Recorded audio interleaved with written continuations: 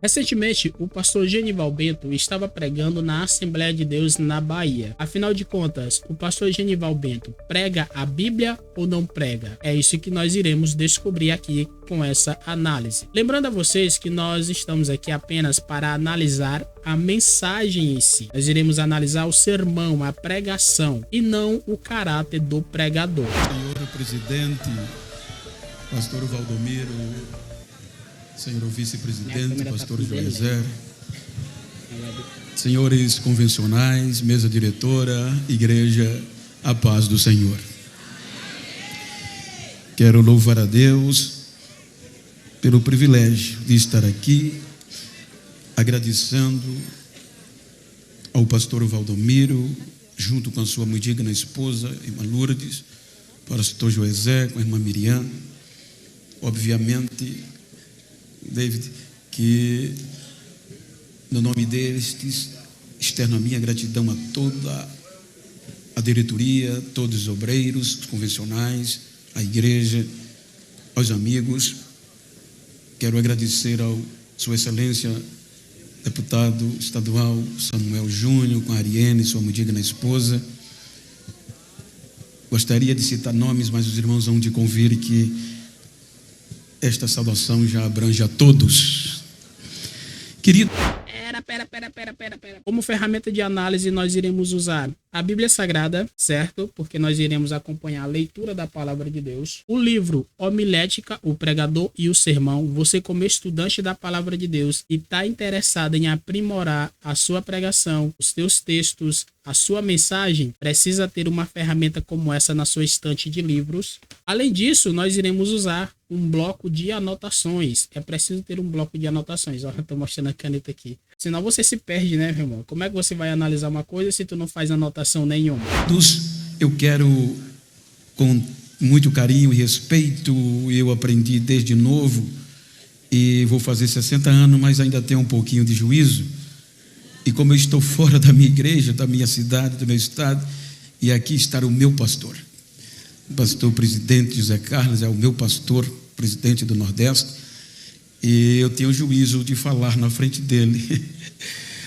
Aí seria uma loucura da minha parte, pastor José Carlos. Quero agradecer a Deus pela sua vida, pastor Daniel e todos que os acompanham, e esta honra é sua, não é minha. Esse pouquinho de juízo não me deixa falar na sua presença.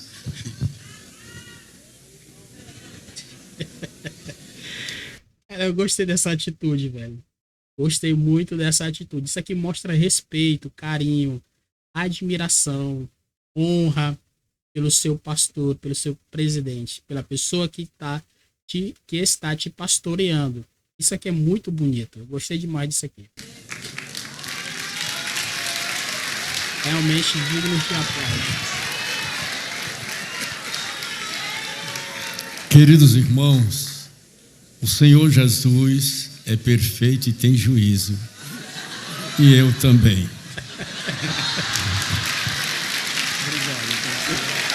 Manda quem pode e obedece quem tem juízo, meu irmão.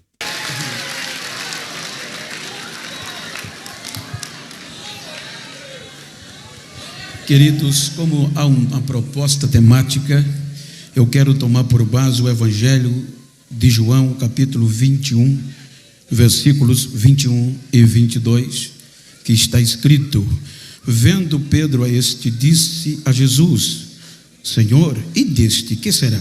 Disse-lhe Jesus: se eu quero que ele fique até que eu venha, que te importa a ti? Segue-me tu. Amém? Queridos, com base neste texto, obviamente, eu gostaria de falar-lhes sobre o resumo. Quando nós analisamos o texto, e é muito conhecido, é um período de restauração dos discípulos após a ressurreição de Cristo.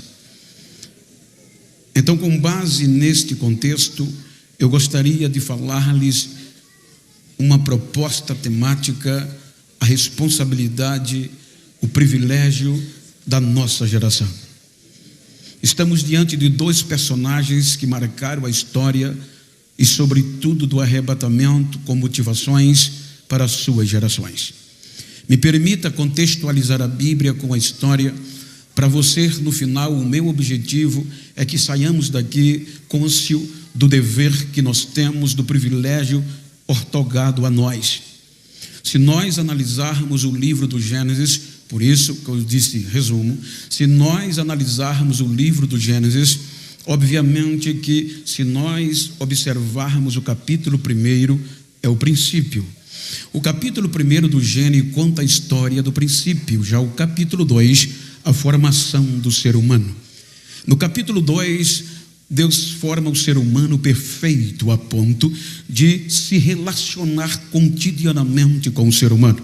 O ser humano foi criado para viver eternamente, gozando deste princípio do favor de Deus. A ponto que quando Eliú vai discursar diante de Jó e seus amigos, ele faz uma distinção no capítulo 33, versículo 4 de Jó, dizendo: o Espírito de Deus me formou. Isso implica dizer que sem o Espírito Santo não ia haver relacionamento da criação com o Criador.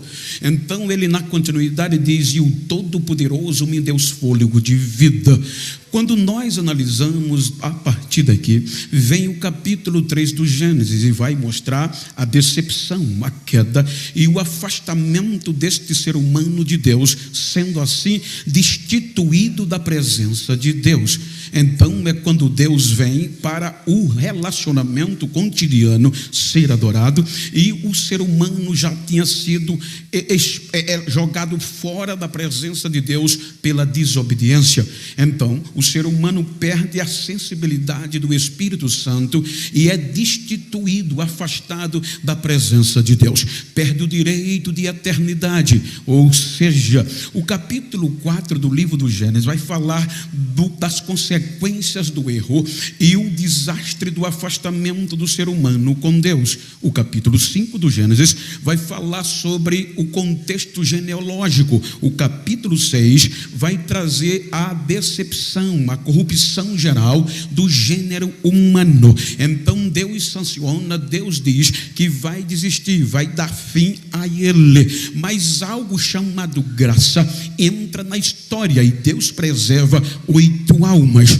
Então vem o capítulo 7 do Gênesis, então vai falar do dilúvio. O capítulo 8 traz o fim do dilúvio. Quando nós vamos para o capítulo 9 do Gênesis, os irmãos observam uma nova aliança. Deus vai querer se relacionar com o ser humano de novo, de forma definitiva. Mas no capítulo 10 vem a origem dos povos. Então, no capítulo 11 vem a confusão. Observem que se a Bíblia tem 1189 capítulos, aqui nós estamos falando dos 11 primeiros. Esses 11 primeiros vai representar menos de 1% da história bíblica em capítulos. Ou seja, aqui está a confusão, a decepção.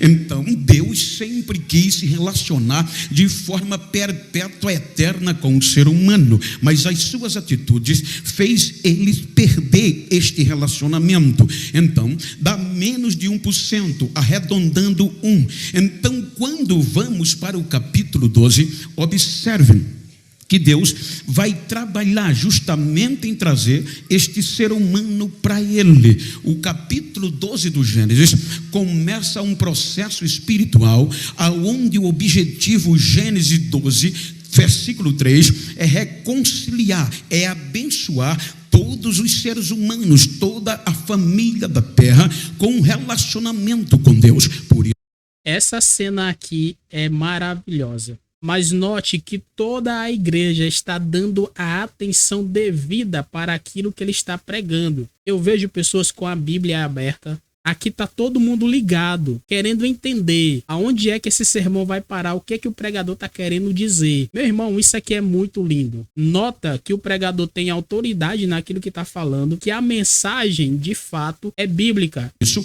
que Gênesis 12 e 13 diz: abençoarei os que te abençoarem, amaldiçoarei os que te amaldiçoar, e em ti serão benditas todas as famílias da terra. Observe que agora Deus vai trabalhar em 42 gerações, com o conceito de Mateus, capítulo 1, versículo 17, de sorte que de Abraão até Davi são 14 gerações, de Davi ao cativeiro, mas 14 gerações, do cativeiro a Jesus, mas 14 gerações. Se você analisar em termos de capítulo, Deus vai investir 77% em capítulo bíblico com Israel. Observe, 1% decepção, 77%, representando 918 capítulos, vai falar destas 3 gerações que Deus fez de tudo para se relacionar, a ponto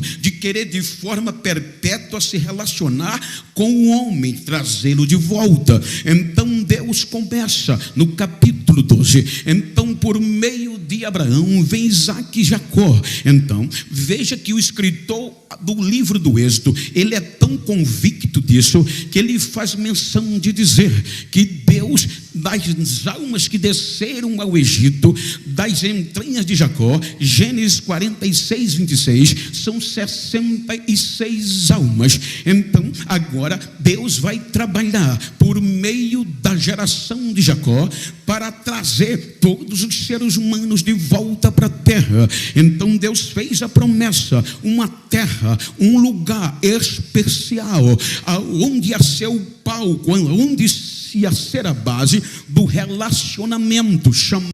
Ele está falando de Canaã, mas olha essa cena de novo, eu chamo a atenção de vocês para essa cena aqui. Todo mundo vidrado, ligado e dando a atenção devida para a mensagem que está sendo pregada. E o pastor Genival Bento está trabalhando com o sermão expositivo, que é muito difícil. Sermão expositivo não é para qualquer um. Amada Jerusalém, então a terra prometida. Então Deus vai no livro do Êxodo, capítulo 14, e vai tirar Israel da escravidão.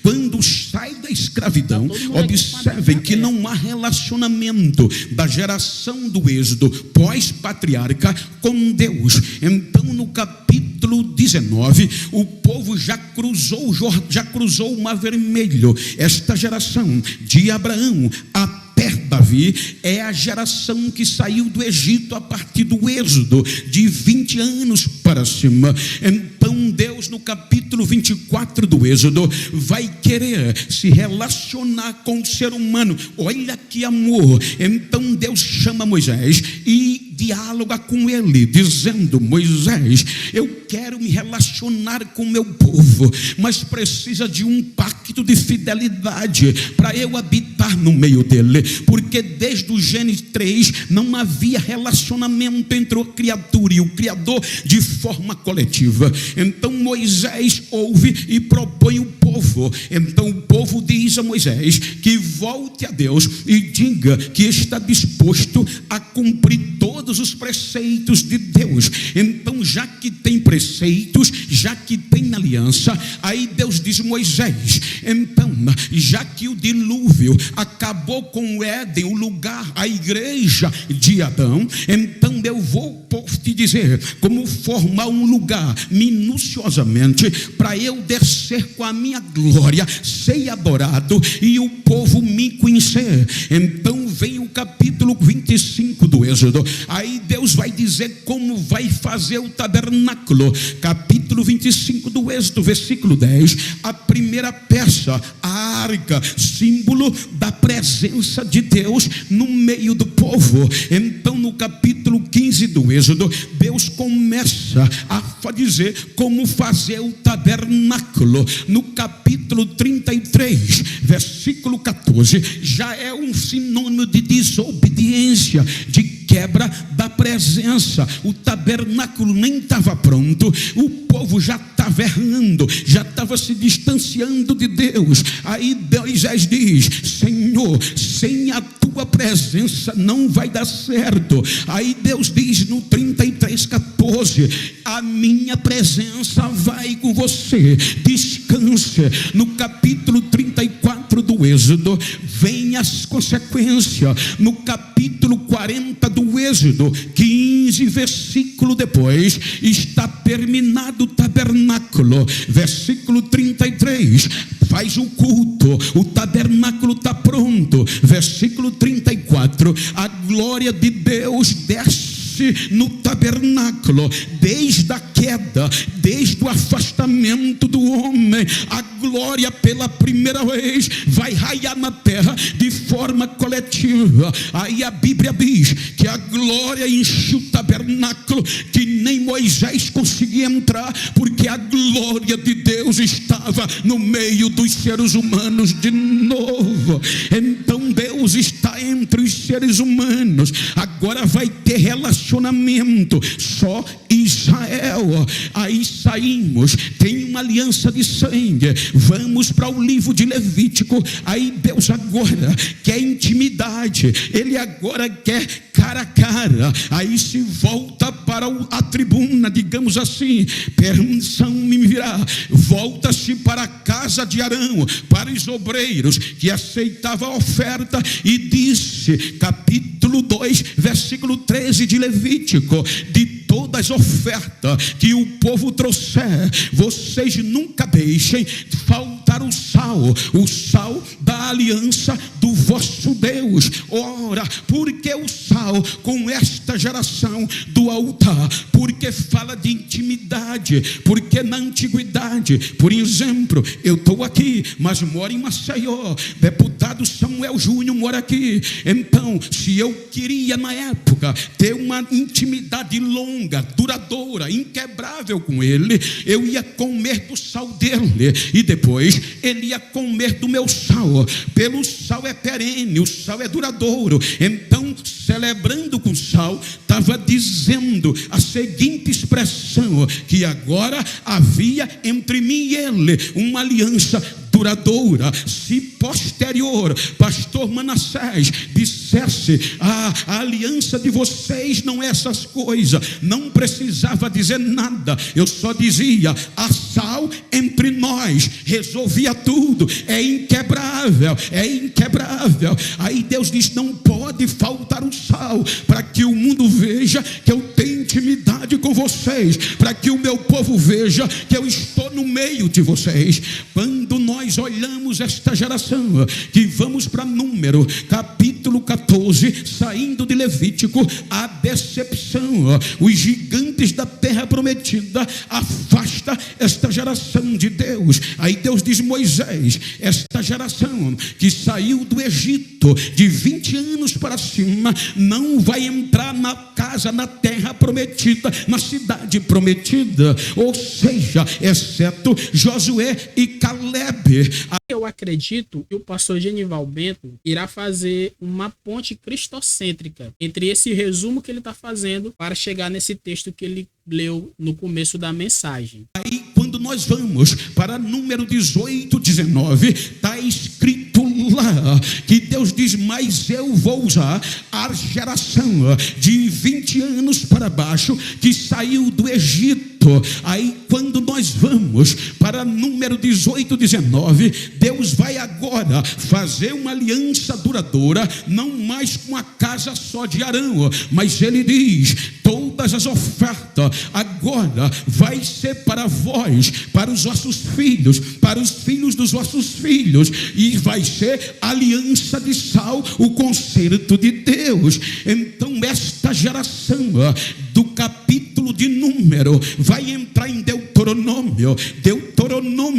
Veja quanto Deus investiu. Segunda lei, segunda chance, capítulo 8, Deus vem e diz que vai fazer agora a mesma coisa da lei, repete para esta geração não cometer o mesmo erro que a outra cometeu. Então é esta geração do recomeço, a geração de Deuteronômio, Deuteronômio, a geração de número que vai entrar na terra prometida. Quando nós saímos do livro de Deuteronômio para Josué, eles tomaram posse da terra. Agora está no lugar bom, agora tem culto, agora tem relacionamento. Juízes vem, o livro de Juízes, morreu Josué, morreu toda aquela geração de intimidade. Aí o que é que vem? Agora vem uma nova geração que não conhecia Deus e não tinha conhecimento dos seus milagres. Mas como?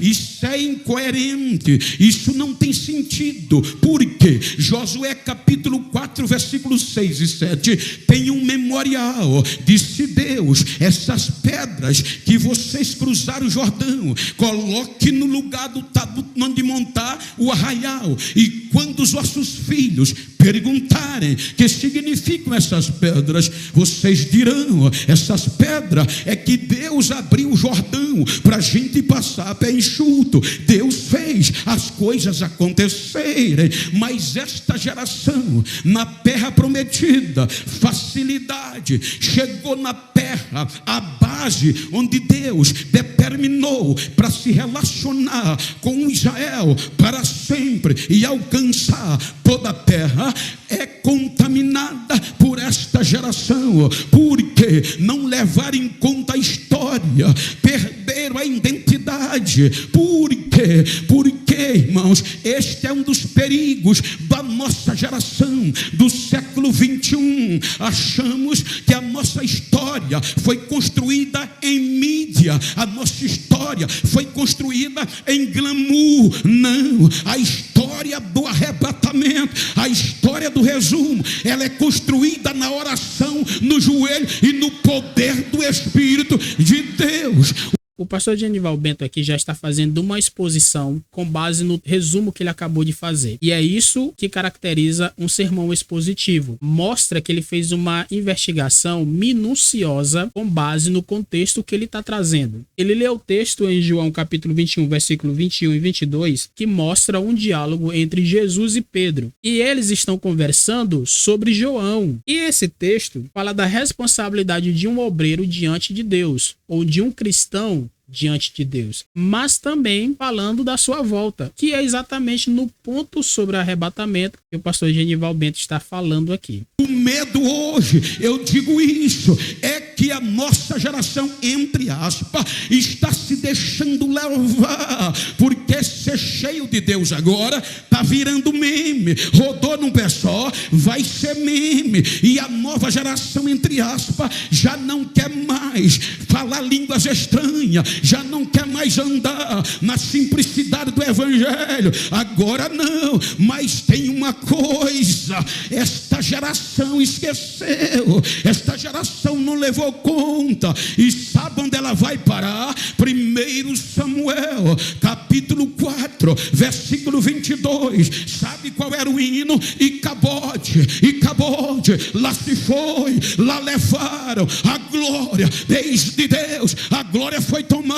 Mas eu louvo a Deus que no meio do século 21 ainda tem uma geração que não se dobra, ainda tem uma geração pentecostal, ainda tem uma geração que fala de arrebatamento.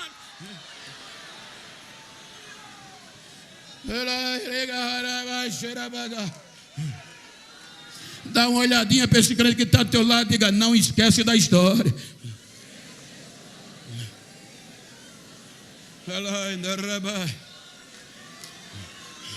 Eu ainda lembro do tempo que o fogo começava pelo altar, com todo respeito ético.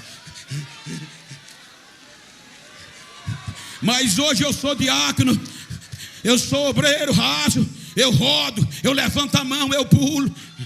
Sou consagrado a presbítero, já mudo. Sou consagrado a pastor, já é vergonha levantar a mão e dar pulo no altar. Não é vergonha não, nunca foi. Essa é a história pentecostal da igreja que vai subir. É interessante isso que ele está falando aqui, porque realmente rodopiar hoje, falar em línguas estranhas, entre aspas, tá virando brincadeira na internet, virando meme. Por que que está virando meme? Muitos obreiros, muitos pregadores, muitas igrejas não são cheias do Espírito Santo. E esse problema acontece muito com as igrejas neopentecostais, porque misturaram as coisas, misticismo, e misturaram-se com religião africanas, candomblé e umbanda. Se você pegar alguns exemplos de algumas igrejas com religiões africanas do tipo umbanda e candomblé, a cerimônia, o culto, não tem diferença nenhuma. São rodopios, são pula-pulas, são línguas estranhas, entre aspas, mas não tem nada de Deus.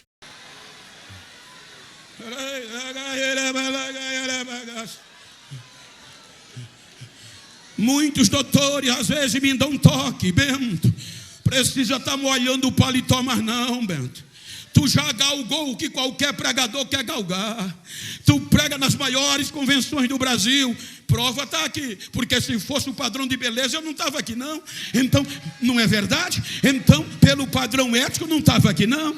Então, Bento, vai mudar a pregação, porque tu vai ganhar dinheiro, tu tem um gingado, o povo te ama. Então para de pegar a Bíblia, Pentecoste, que a geração agora só quer saber de automotivação, só quer saber de mensagem motivacional. Pregue motivação, mas eu vou pregar arrebatamento, eu vou pregar poder, eu vou pregar Jesus.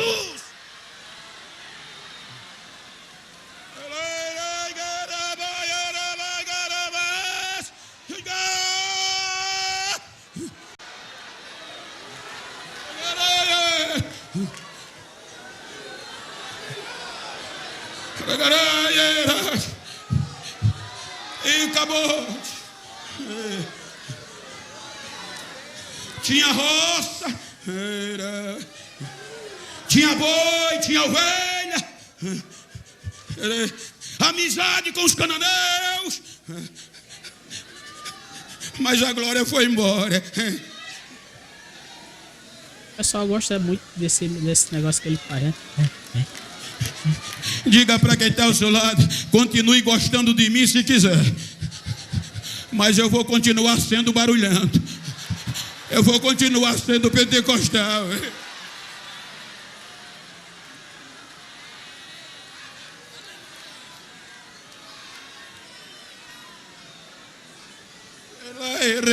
Deixa eu ver.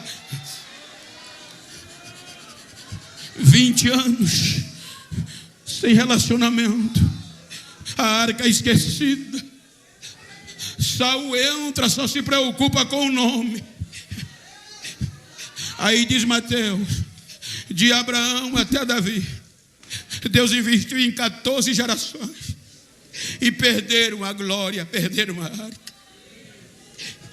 Aí Deus diz: Samuel, vai na casa de Jessé o belemita. Eu não vou desistir. O desistir é ilustração. Eu não vou desistir. E unge Davi. Davi assume o reino, em síntese, sobre todo Israel. Agora está onde qualquer ser humano queria, amado por Deus, reinando sobre todo Israel, todos aos seus pés. Mas ele diz: a coroa não me satisfaz, o cargo não me satisfaz, as vestes reais não me satisfaz. Mas o que é que acontece? Tu tem tudo, está faltando a arca.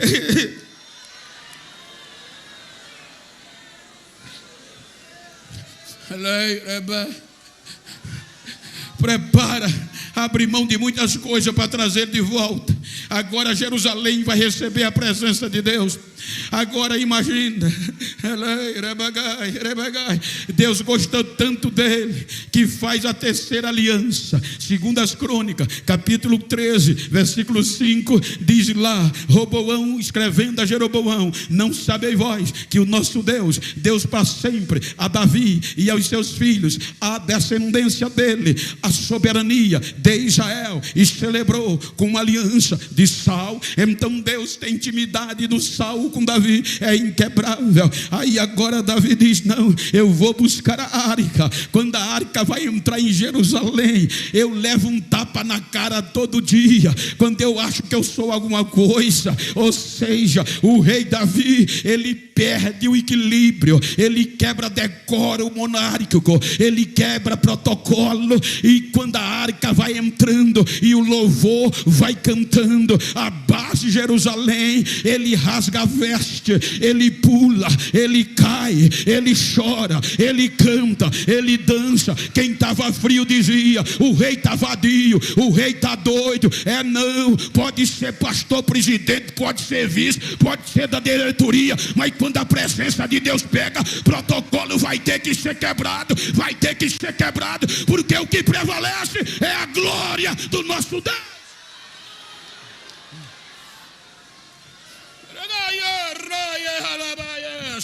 Eu não tenho dificuldade em ouvir uma mensagem como essa, até porque eu também sou pentecostal, sirvo ao Senhor Jesus em uma Assembleia de Deus. É um sermão muito bom, é envolvente. O que nós estamos aprendendo na Academia de Pregadores é que nós precisamos ler o texto, explicar o texto e aplicar o texto. O pastor Genival Bento está fazendo isso. Ele lê o texto, está explicando e aplicando. A academia nos ensina também que nós não podemos esquecer do texto que nós lemos no início do sermão. Eu acredito que o pastor Genival Bento está fazendo aqui uma ponte, está preparando o terreno para fazer uma ponte cristocêntrica para chegar no texto que ele leu no começo do sermão.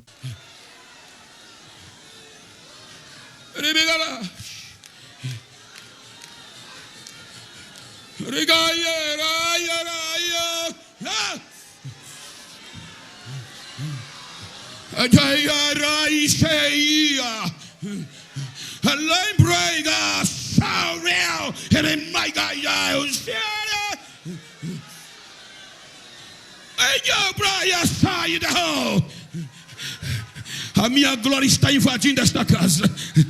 Estou fazendo coisas sobrenaturais. Assim diz o Senhor. Recebe a unção, recebe o renovo.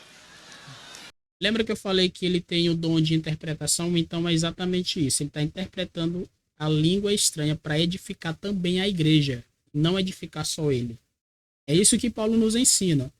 Se está falando em línguas, que haja intérprete, para que a igreja seja edificada. Porque línguas estranhas, quando você fala em línguas, só serve para edificar você mesmo que já tem um dom de línguas. Quando tem a interpretação, edifica a igreja. E é exatamente isso que está acontecendo aqui agora.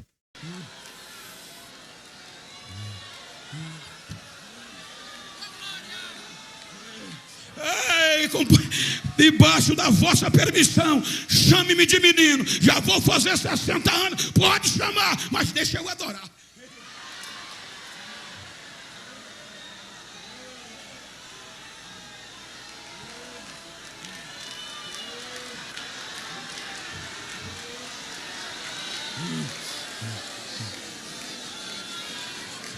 Vem a facilidade.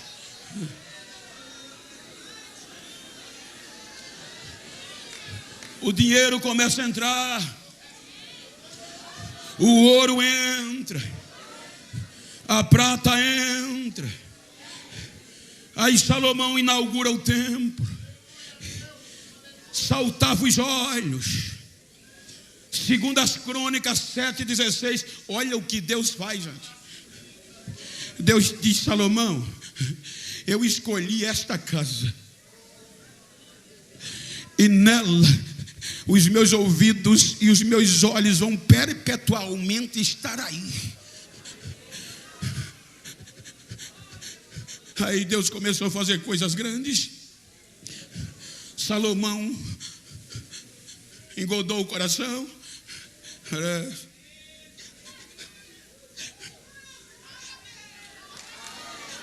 Abriu mão da presença. O seu erro passa para as suas descendências. Aí a gente chega em Jeremias 52:13. O único lugar de adoração. celebrado com aliança de sal. Jeremias diz que foi queimada por Nabucodonosor, pelos seus representantes. A cidade contaminou-se.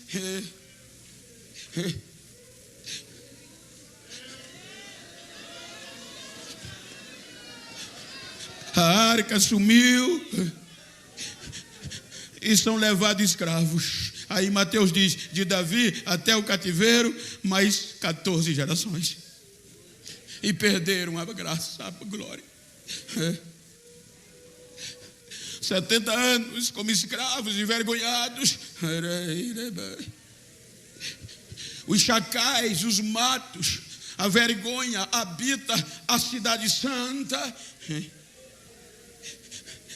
70 anos, aí diz Mateus, do cativeiro até Jesus, Deus vai investir de novo em 14 gerações.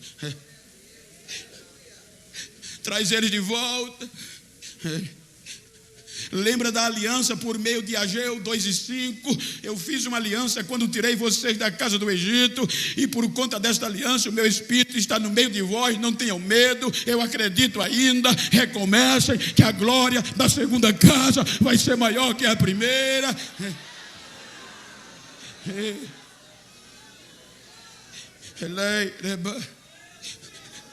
Mas eles não conseguem. Vem o período intestamentário e Deus diz, não dá mais, vou me calar. Aí entram os agregados através dos gregos macedônios e deturpa. Vem os romanos, politiza o espiritual. Agora não era mais sacerdote que separava sacerdote, agora era Roma, por meio de seus representantes legais.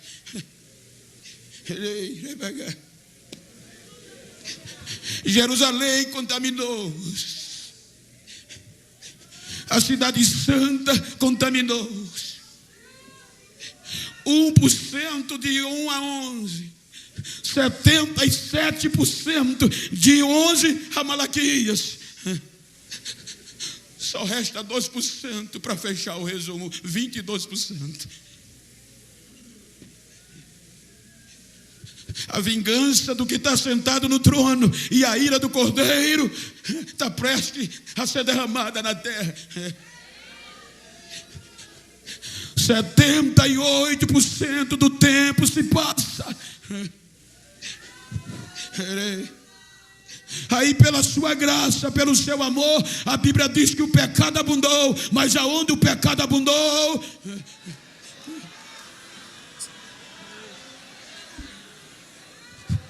aí Deus envia o melhor, o seu filho,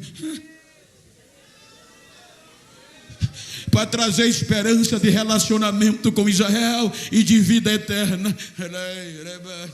Aqui ele acaba de fazer o que eu estava falando um pouquinho mais atrás. Ele estava preparando o terreno para fazer essa ponte cristocêntrica, para chegar no texto que ele tinha lido no começo do sermão. Mas a coisa estava tão feia que o Lucas, em Atos 23:8, relata que a cúpula sacerdotal não acreditava em ressurreição, nem anjo, nem espírito. A coisa vai ficando feia e Israel agredindo a santidade de Deus. Mas eu acho lindo que Lucas capítulo 2, a partir do versículo 25, ele diz que no meio da frieza, no meio do desastre e da degradação espiritual, ainda tinha um crente que não tinha cargo, que não usava paletó nem gravata, mas não aceitava e dizia: Deus, não deixe eu partir sem ver a glória voltar para cá. Não deixe eu partir sem ver a tua glória voltar para cá.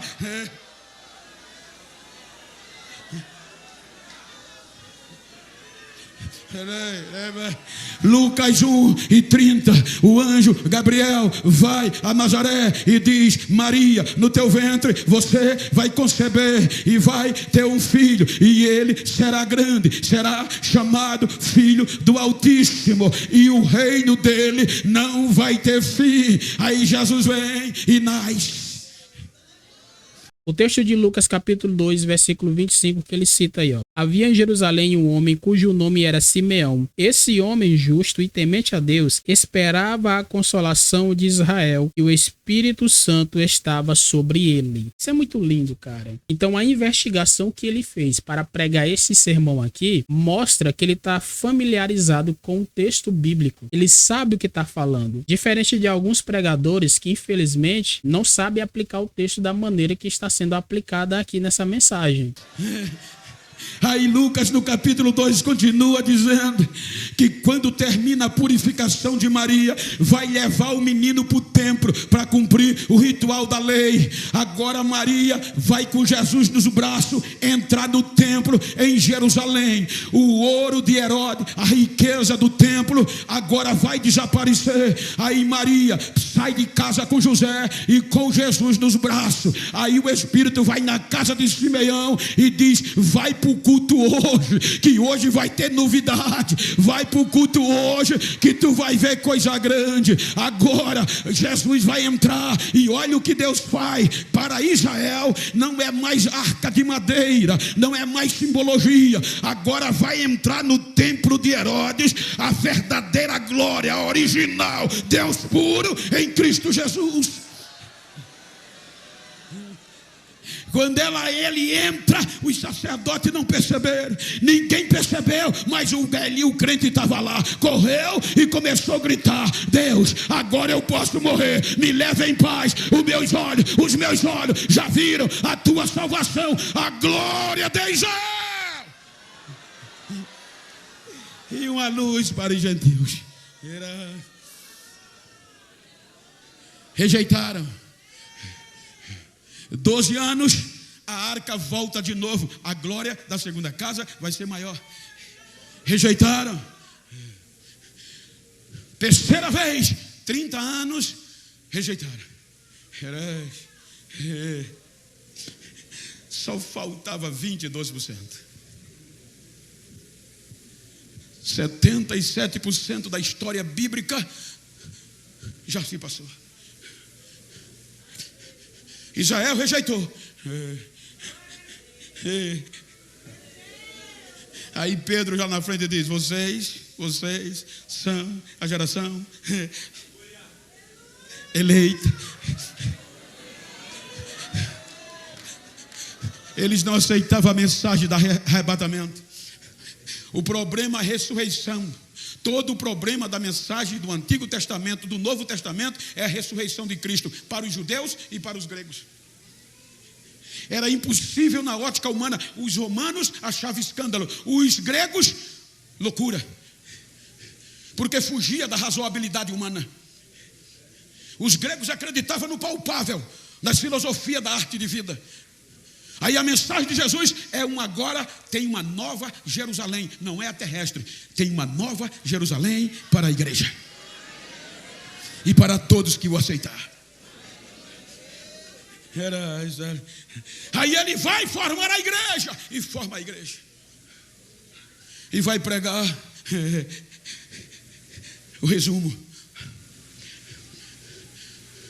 vida após a morte.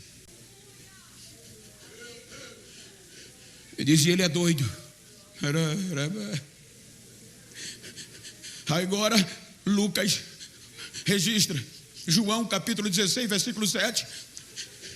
Ele reúne os discípulos em síntese e diz: é necessário que eu vá, porque se eu não for, o Consolador não vem. Ou seja, eu vou pagar o preço, mas é preciso deixar um selo com vocês,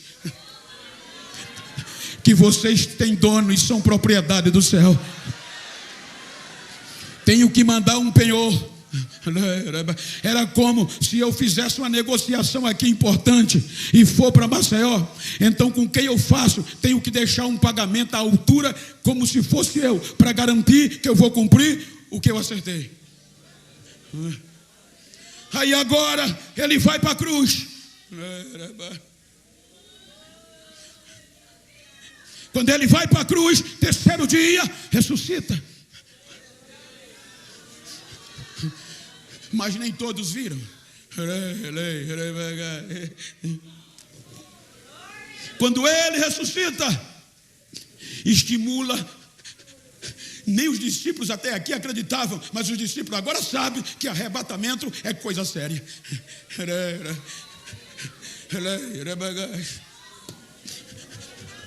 10 dias ele vai e volta para o Pai. É o que está escrito em 2 Coríntios capítulo 1, versículo 20 a 22. É condecorado, recebe o nome que é sobre todos os nomes. Senta à direita do Pai.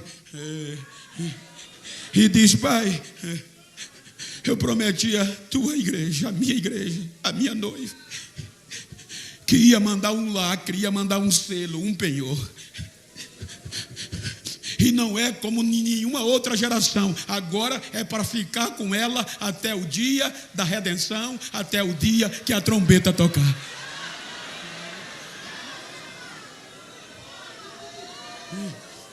Isso é muito sério, arrebatamento.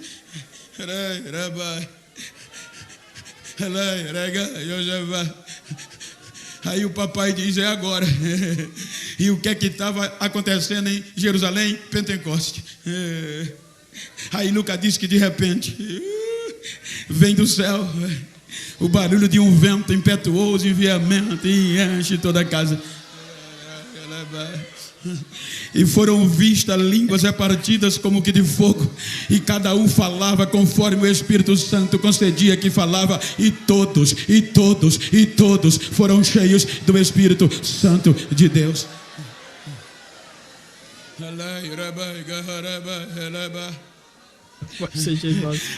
Pastor Genival Bento, ele prega com essa característica, como se estivesse chorando, né?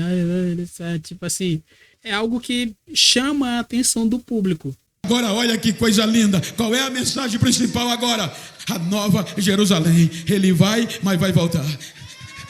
E o que é a garantia? O selo.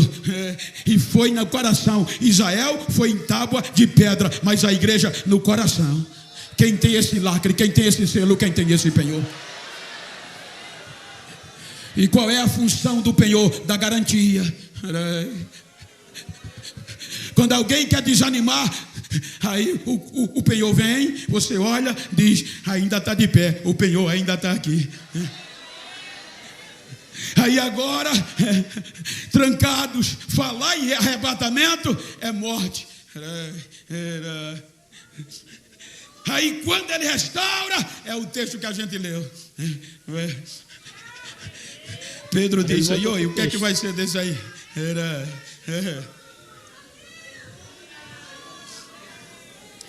Ele vai ficar por resumo. Ele vai ficar até que eu venha.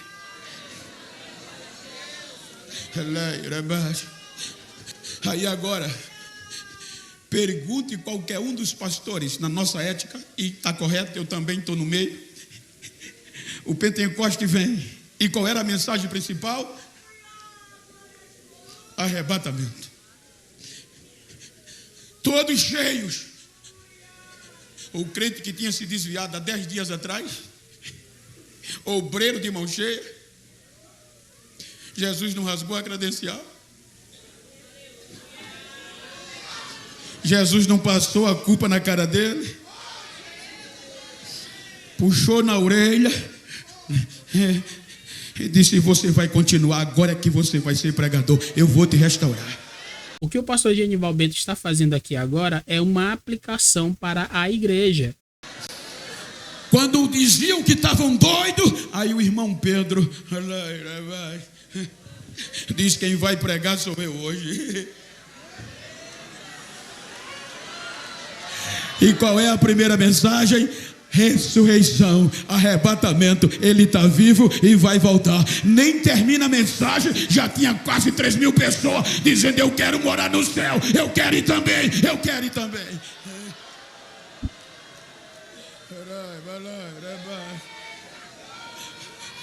A mensagem agora era arrebatamento. A nova Jerusalém, preparada para a igreja. A religião bateu em cima, não pararam.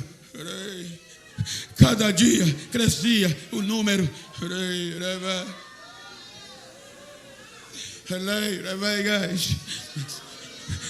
Colocaram o Supremo Tribunal, o Judiciário, Sinédrio.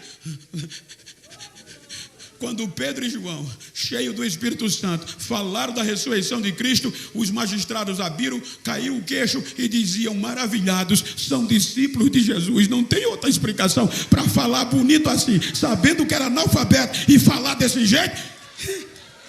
Vai morar no céu. Não tem como. Vai fazer o quê? Bota o império. Aí o império vai tirar no bolso, vai mexer no bolso a família. Era similar praticamente à sinagoga, o direito. Se mexer no bolso, ninguém se converte. Qualquer que aceitar essa proposta, tira. E vai depender do império. E se depender do império para sobreviver, vai ter que adorar o imperador e queimar incenso. Vai esquecer desta promessa. Aí eles esperavam que agora ninguém aceitasse Jesus, e os que aceitassem desistissem, porque não tinha mais sustento da sinagoga, não tinha comida, não tinha educação, e agora a saudação já era Sequirion, César é o meu Senhor. Mas todos os dias aumentava mesmo assim. E quando os crentes passavam pelo outro, não era baixinho, gritava: Maranata! Maranata! Era como se dissesse: já comeu hoje? Não, mas ele vem. Tem dinheiro? Tem não, mas ele vem.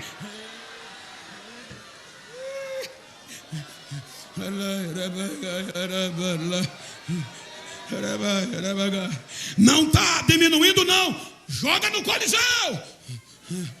Eu tive o privilégio desses dias de passar 7 horas com um guia dentro do Coliseu. Você chora sem querer. Imagina na época, famílias inteiras eram jogadas de cristão para desistir dessa proposta, dessa promessa de ressurreição de um Deus invisível. E quando ele soltava os leões, os pais, vendo os filhos gritar, diziam: filhos, não vamos desistir. Se os leões nos destruir aqui, ele já está nos esperando lá. Nós vamos para a celestial, nós vamos para a celestial.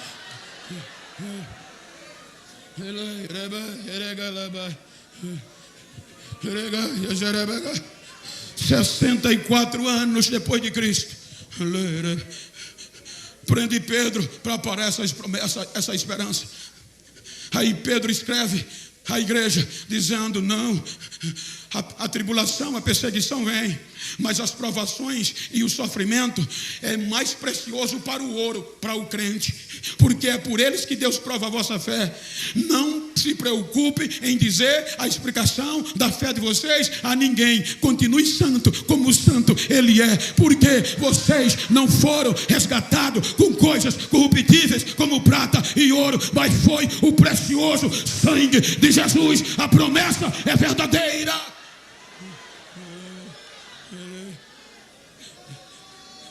Não pararam.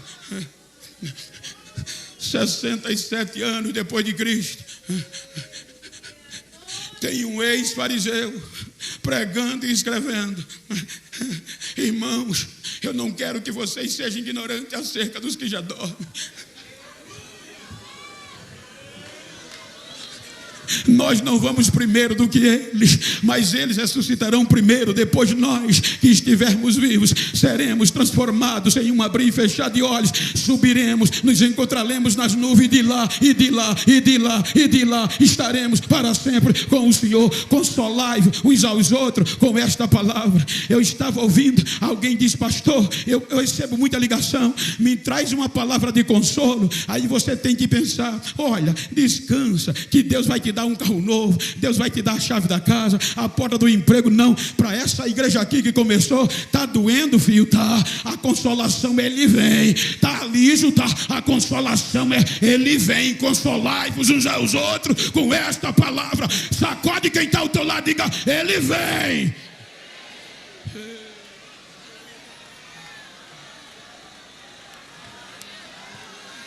Ele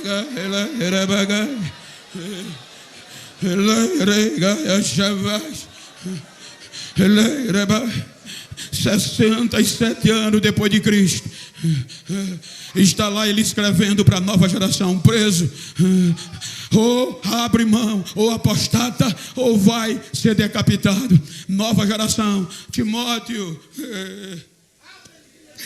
eu estou sendo oferecido por aspersão de sacrifício. A minha vida está próxima. A minha hora chegou, Timóteo. Combati um bom combate, acabei a carreira e guardei a fé.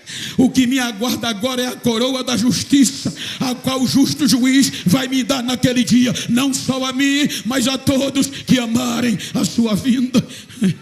Aqui ele já está se preparando para o fechamento da mensagem. Já está se preparando para finalizar a mensagem.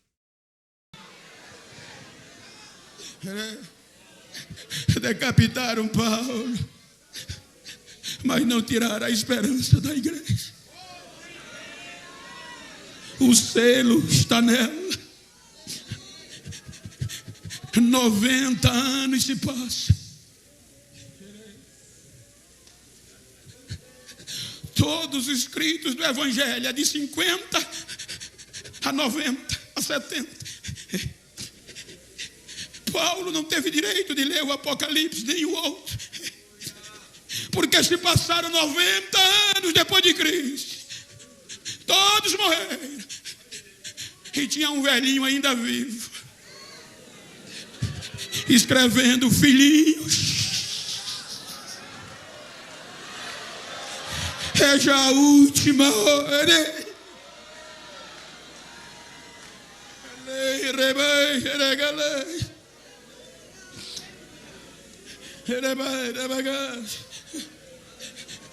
Domiciano, o imperador, odiou essa proposta desse Deus invisível e começou a eliminar todos que esperassem e crescem nele. E o trauma chegou a João.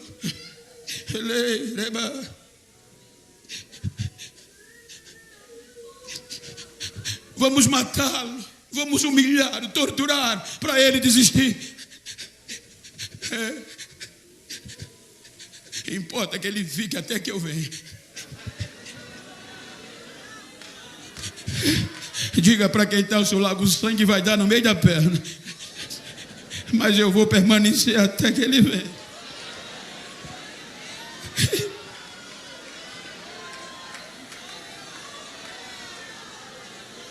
É bom lembrar que Jesus falou isso só para João, tá? Se eu quiser que ele fique vivo até que eu venha, o que te importa? Essa resposta de Jesus é respondendo a Pedro acerca de João. Isso não quer dizer que vai acontecer conosco. É óbvio que eu não quero passar pela dor da morte. Eu quero ser arrebatado vivo, ter o corpo transformado, ainda em vida, para assim subir com Jesus e a igreja. Creio que isso vai acontecer comigo. Mas se não acontecer, não tem problema nenhum. Nós precisamos tomar cuidado para que isso não nos confunda. Isso não diminui a nossa fé nem a nossa crença. Porém, precisamos tomar cuidado com relação à interpretação do texto.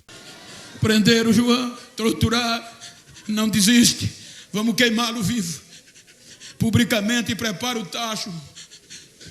Traduzir: gasolina, azeite fervente, inflamável, acende o fogo, espectadores, é o fim, é o último deles.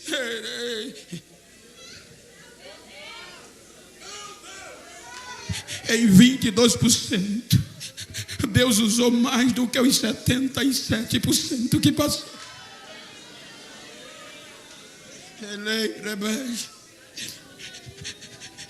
Quando jogam João no tacho, ele não é queimado, nem um fio de cabelo. A ira é tão grande que o imperador resolve exilá-lo, diz a história e a Bíblia, na ilha de Patmos, sem contato com ninguém, sem relacionamento, para não falar deste tema. Acorrentado, creio eu, abandonado, jogado. Aí ele surge a maior revelação, o resumo. Pode olhar que o Apocalipse é o resumo de toda essa história que a Bíblia conta. É onde vai vir a ira do Cordeiro e a vingança de Deus para quem não estiver em Cristo. Aí ele diz: irmãos, aqui é João, companheiro de vocês. Estava preso na ilha de Pátimo por um motivo: pregar o evangelho de Jesus. E fui achado em espírito e arrebatado no dia do Senhor. E quando eu ouvi voz como voz de trombeta detrás de mim, quando eu me virei para ver quem falava comigo, eu vi 7 candeeiros e no meio dele um semelhante ao Filho do Homem. O seu cabelo era branco como a branca neve, como a branca lã. O seu vestido era comprido até o pé e tinha um cinto de ouro em volta do peito. Os seus olhos eram como chama de fogo e os seus pés brilhavam feito latão reluzente tirado da fornalha. Quando ele falou comigo foi como voz de muitas águas, e aí eu caí como morto. Quando eu caí como morto, ele veio, me tocou com a mão direita e disse: João, tenha medo não, João, sou eu sou o primeiro, eu sou o último. Eu fui morto, mas o teu vivo. Eu tenho a chave da morte, eu tenho a chave do inferno. O que tu vê, escreve no livro as coisas que são e as que hão de acontecer. Escreva as 7 igrejas da Ásia e diga: eis que eu venho sem demora. Guarda o que tem para ninguém tomar a tua coroa. Guarda o que tem para ninguém tomar a tua coroa.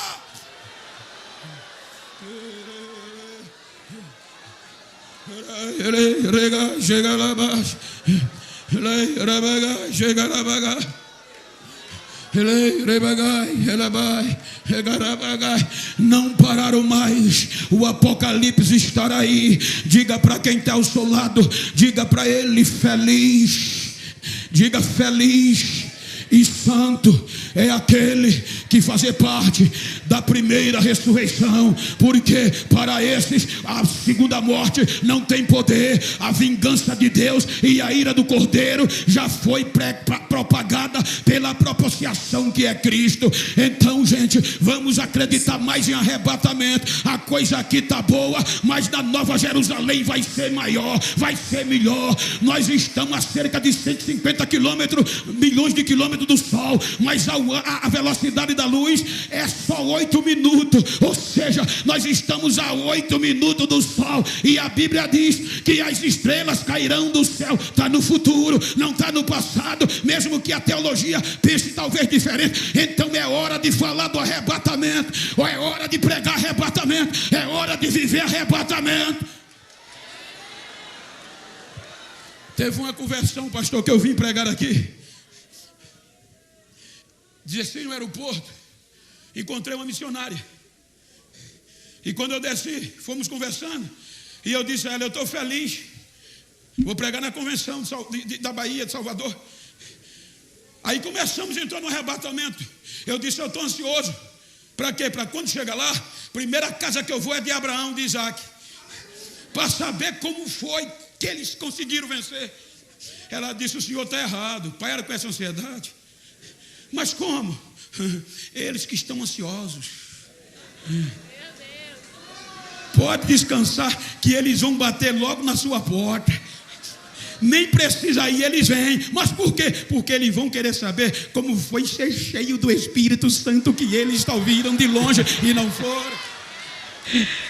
Cara, muito bom, é verdade. Glória a Deus por isso. Século 13, tiraram a Bíblia, mas a esperança do arrebatamento continuou.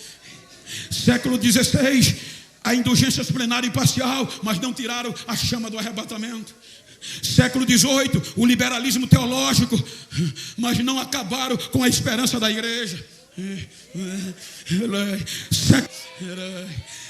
Veio pandemia e diziam: quero ver esses crentes agora, igreja fechada, quero ver adorar agora. Mas tinha crente cantando arrebatamento no banheiro, na cozinha, na sala, na casa.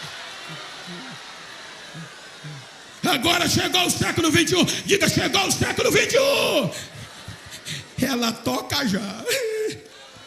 A trombeta toca já.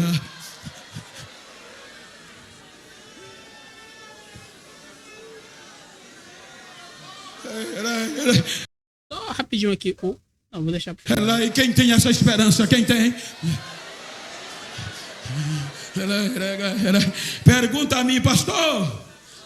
Cadê os religiosos que quiseram parar a mensagem do arrebatamento? Desapareceram. Pergunta pelo Supremo Tribunal Federal do Judaísmo. Sumiu. Pergunta pelo Império Romano. Caiu. Pergunta pelo Coliseu. Em ruínas. Pergunta pela pandemia. Passou. Pergunta pela igreja. De pé, esperando o tocar da última trombeta. Ele vem, ele vem, ele vem. Guarda o que tem. Vamos esperar nele.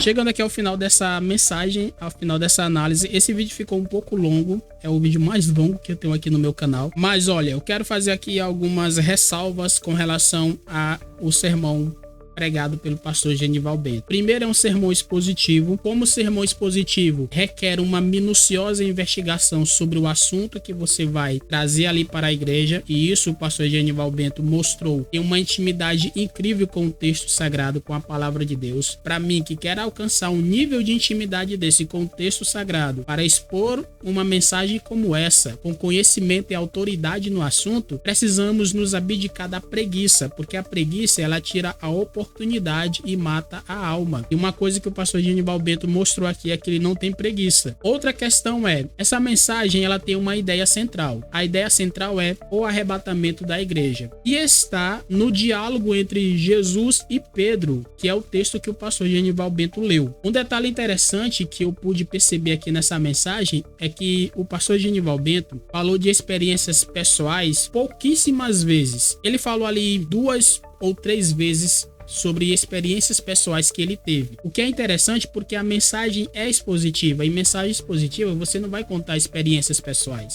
E uma coisa que me deixou maravilhado aqui foi a atenção que essa igreja estava dando para o pregador. Meu irmão, do começo ao fim, todo mundo, quase que unânime, estava dando atenção para o pregador, para o sermão que ele estava ali trazendo para a igreja. É uma mensagem que eu não me canso de ouvir. Eu ouço essa mensagem tranquilamente várias e várias vezes, porque eu aprendo muito com esse tipo de mensagem. E respondendo à pergunta que nós iniciamos aqui esse vídeo, sim, o pastor Genival Bento prega a Bíblia Sagrada. A mensagem dele é muito cristocêntrica. E isso é muito bom porque mostra que o pentecostal assembleiano gosta muito de Bíblia Sagrada. Está deixando para trás aquela imagem de que o pentecostal, o assembleiano pentecostal, só gosta de pula-pula, de gritaria e de oba-oba. Se assistiu o vídeo até aqui e ainda não é inscrito no meu canal, se inscreva nesse canal, deixa teu like, ative o sininho das notificações, comentem sobre o assunto,